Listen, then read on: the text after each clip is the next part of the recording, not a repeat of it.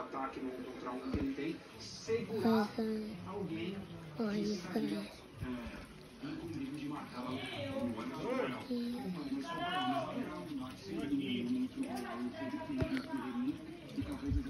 eu vou tomar banho tentando encher o bucho aqui, peraí.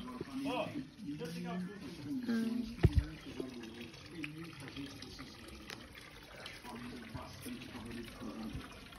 Você tira o Laurentiis que está se recuperando, né? Ele ficava à disposição no jogo contra em continuar, mas ele está se recuperando 100% do tornozelo. Aí sai o Léo Ortiz, tem aqui, o Danilo. E aí fica Danilo e Léo Pereira, que é uma super dupla de zaga, seleção brasileira, inclusive o Danilo. Só pra gente ter uma ideia de como esse Flamengo é poderoso. É um elenco muito próximo, né? Então sai um jogador entre o outro, a gente percebe muito pouco a diferença, né? Percebe mais na questão do Pedro. Aí é uma diferença do Pedro pro Bruno Henrique, já há uma diferença de perfil. Hoje o Bruno está suspenso. O Bruno para, o Gonçalo suspenso.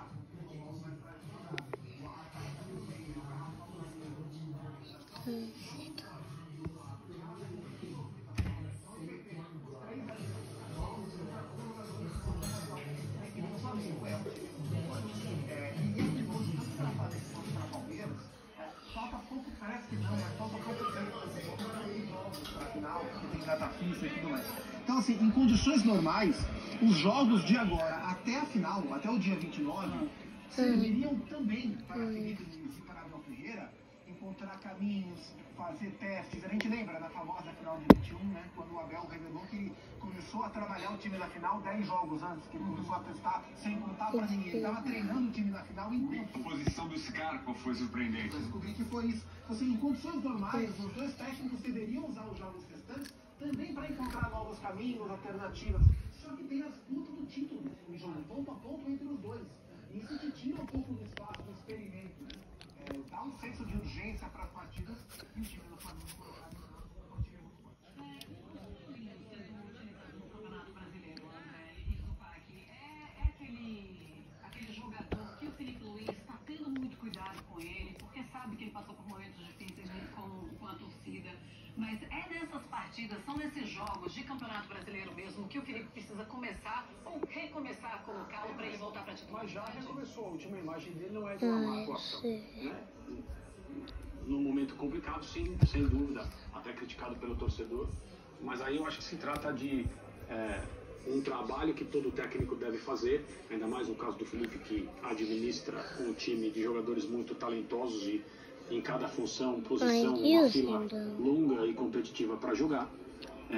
Tratar de não permitir que ninguém perca a confiança, que ninguém se abata demais por má fase, por irregularidade, oscilação, que eu acho que é uma coisa absolutamente normal e muito provavelmente é o que aconteceu, ou talvez esteja até acontecendo agora, mas tomara que seja um caminho de volta. Para ser um jogador que recebeu tantos e tantos elogios do próprio Felipe, com grandes atuações, falando assim, abertamente sobre como gosta do futebol dele, sobre como é um jogador que faz diferença do ponto de vista técnico.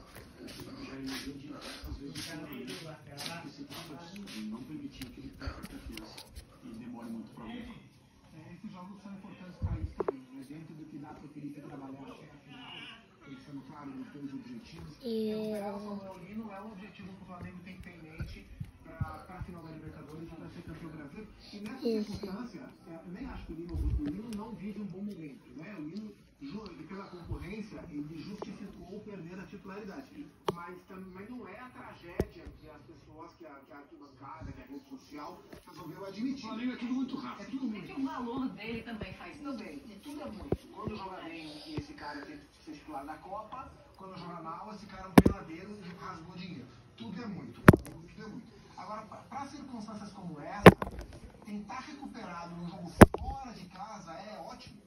Porque no Maracanã ele estaria mais pressionado. Então tentar recuperar o Lino distante, para quando ele voltar a jogar no Maracanã, já estar numa fase um pouco melhor, é o melhor dos cenários. Certamente passa por aí também a intenção do Felipe. O Lino também conhecido como Samu. Samu, chama o Samu, né, a musiquinha, né?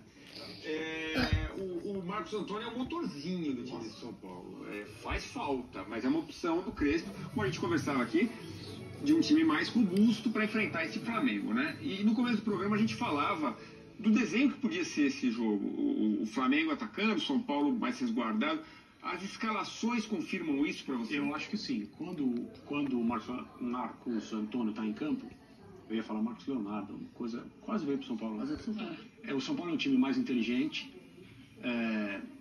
joga com mais clareza, você percebe em campo que o time tem melhor noção daquilo que ele quer fazer, como ele quer atacar, como ele quer ser melhor, como ele quer chegar aos gols. É um jogador que faz falta, mas eu compreendo o dilema de um treinador que vai enfrentar essa equipe que o Flamengo escalou.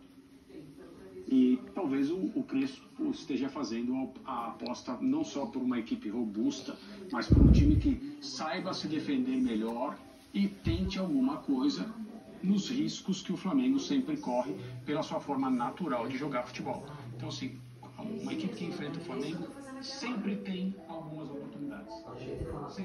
Sem precisar criá-las. Acontece naturalmente porque é um time que eventualmente comete algumas falhas, cede oportunidades.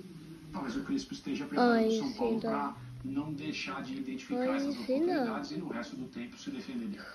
E um dos destaques do Flamengo é ele que está vivendo, acho que a sua melhor temporada contra o Corinthians, Jean de Arrascaeta. Passar pelo 2025 do Flamengo é falar dele. Falar de Jorge de Arrascaeta, o uruguaio mais carioca do planeta.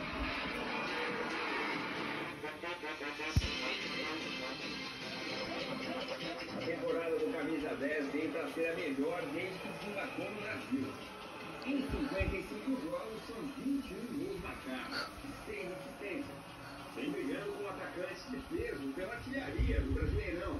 E é peça fundamental no esquema de Felipe Luiz para as 9 finais até a conclusão da temporada. E não vai ser diferente para o confronto contra o São Paulo logo mais na Vila Belmiro. Contra o Sport no final de semana, ele foi reservado depois da classificação contra o Racing e atuou apenas por alguns minutos, marcando inclusive um golaço de falta. Com a aproximação da superfinal da Conmebol Libertadores contra o Palmeiras, a dosagem de minutos do uruguaio é prioridade para a comissão técnica de Felipe Luiz, que quer contar com o camisa 10 e 1% do duelo. Mas a briga também com o Verdão pelo título brasileiro eleva a importância da participação de Arrascaeta cada vez mais em duelos decisivos, nos quais o erro tem que ser quase zero e o limite do elenco vai ser testado ao máximo.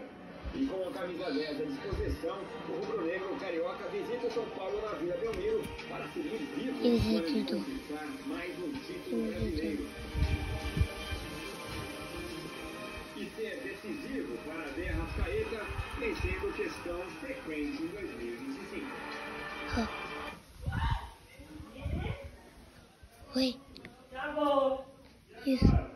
Agora tá sem energia. Wilson. Oi.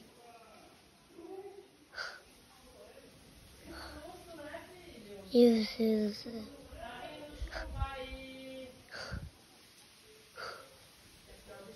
Isso.